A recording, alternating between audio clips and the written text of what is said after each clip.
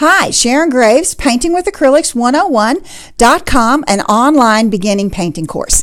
We are in the middle of learning how to paint an apple and paint form by using color. And we've drawn it, and now we're beginning to paint it. We've got the horizon line in, we've got our apple drawn, we've got a little shadow under the apple, and now we're actually going to paint the apple.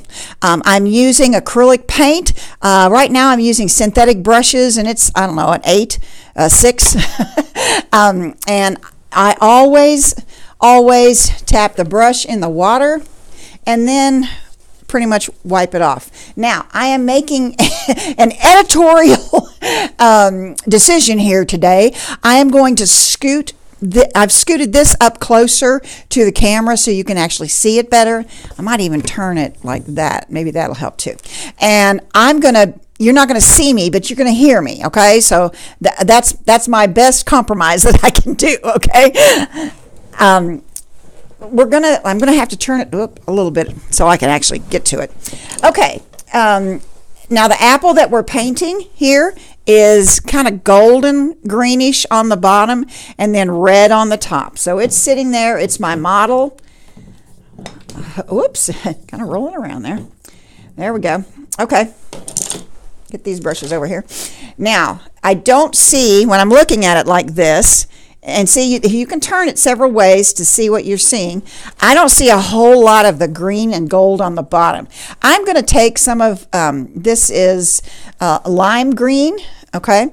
And I'm finding a place on my palette and adding some yellow to it. I'm going to add some white, tone it down. Let's see, how do I like that? I'm going to add a little orange to that. Yeah, we're getting there. You know, you have to keep playing at it. That's all I can say, is you just have to keep playing around with it. You could even add a little bit, a tiny touch. Okay, when I say a touch, right there's the touch that I'm talking about, okay, of burnt umber. Oh yeah, there we go. Now you can, if you want to be really, you can take your brush and look at your apple and go, oh yeah, that's good. Got it. So I used 4 colors to get that. The lime green, cad yellow light, burnt umber, and white. Okay, so here we have down here, I'm going to paint up.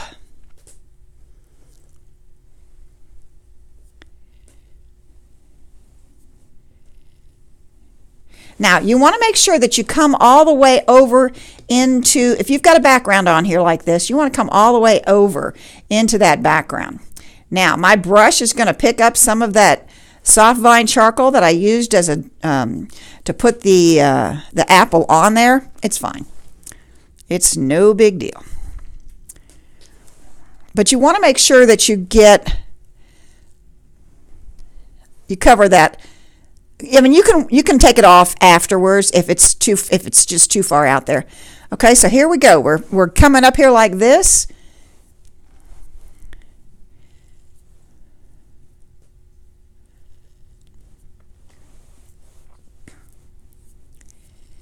Now the reason I'm bringing it on up, even though I can't see that much of it on the real apple, is I want the red to come down into the green.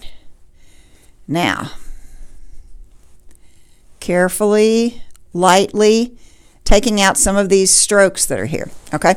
Now, the red is a warm red on that apple. Now I have 2 colors of red on my palette, and I'm going to go ahead and take out some of the green. I don't care if it's 100% clean. It'll be fine. I'm going to use some of alizarin crimson, and my palette's kind of a mess. It always is a mess. And some cad red light. So I'm trying to make a warm, deep red. So that's why I'm using both colors. There we go. I think I'm going to add just a touch of purple. Again, a touch. See it right there? to darken it up a little bit at the top, because up in here it's much darker than it is down in here. So I think we're about to get it. There we go. I kind of like that. It's not quite the same color, but it will work. Okay, so now down here in the center, it's where it's the darkest. Okay, it's not dark enough. I'm going to have to add some more purple to that. There we go. I like that. Okay. And, you know, it's really, you have to just keep looking at stuff.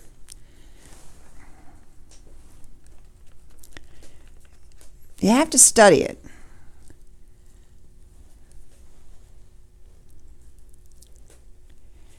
There we go. We're getting around in there. Now, I'm going to warm up part of that. I've got a pile of paint on my palette, and so I've got a big thing of red, and it's in various shades as it goes along. So I want to come on down here,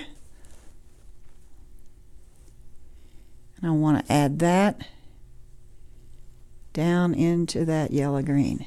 And as it comes in there, okay, you just pull your brush away. You let it slide off. See, watch. Here and there. I pulled my brush away. Okay, now I don't have, there. Now watch also what's happening with my brush and how I'm using it to shape the apple. Now I could have brought all that up all the way. All that yellow green, I could have brought it all the way to the top.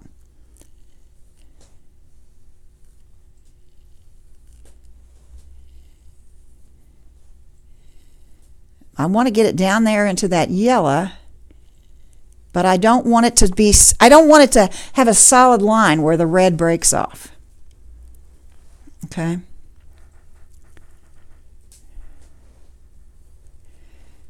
And my brush is going along with the shape of the apple. Now I can come back, I can clean my brush if I choose, or this time I don't think I will. I'm going to come back and pick up some of this greenish, goldish, whatever. Okay, that didn't work. Too much red in there. With acrylic paint, that is never a problem. You can always let it dry and come back and you can cover it up. It will always work out that way.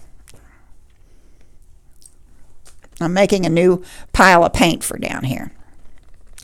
Now, down at the bottom of the apple, this part is a little darker. Down here at the bottom. Now you see you're going to get those little red streaks in there. Well, check out your apple. You've got all kind of streaks and things in there.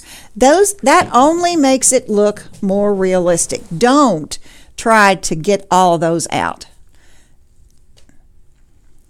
Now you may put in 2 or 3 layers of this kind of paint. We're starting to really get it there, don't you think? I do. I'm coming back in here with some more of this.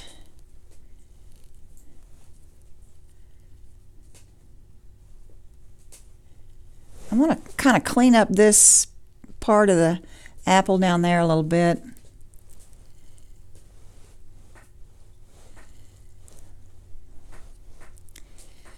Now this is just kind of a time to play around with it and see what you get. Now, this part in here and all around it is not dark enough. We have to get all of the light colors out of the brush. You can't darken it up with light colors in it. So I'm going to add some more alizarin crimson, some more purple, and maybe a little bit of that cad red. There we go. Yep. Okay. See, I can see it, but I don't see it like I want to see it. So it's going to be in here like this. Oh, yep. There's going to be a stem down in here, down in that very center. Okay, now I want to leave this little piece. I want to bring some of this dark down.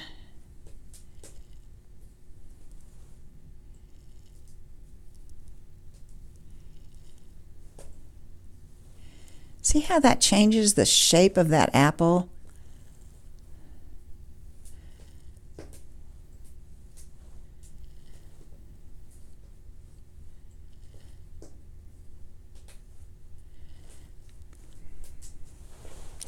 We're getting it, folks. We're getting it. Let's come over here.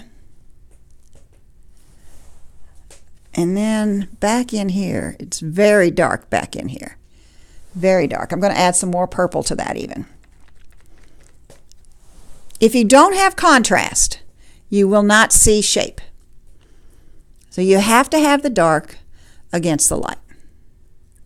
It's just absolutely required.